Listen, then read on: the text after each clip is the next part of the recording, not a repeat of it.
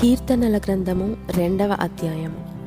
అన్యజనులు ఏలా అల్లరి రేపుచున్నారు, జనములు ఏలా వ్యర్థమైన దానిని తలంచుచున్నవి.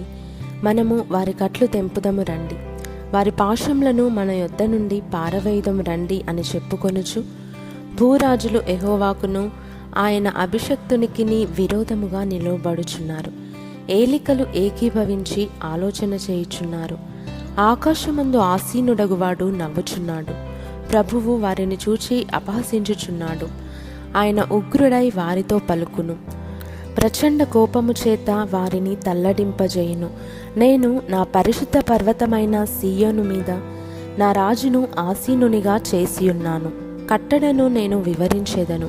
యెహోవా నాకిలాగు సెలవిచ్చెను, నీవు నా కుమారుడవు, నేడు నిన్ను కనియున్నాను. నన్ను అడుగుము, జనములను నీకు స్వాస్థ్యముగాను, భూమిని దిగంతముల వరకు సొత్తుగాను ఇచ్చెదను.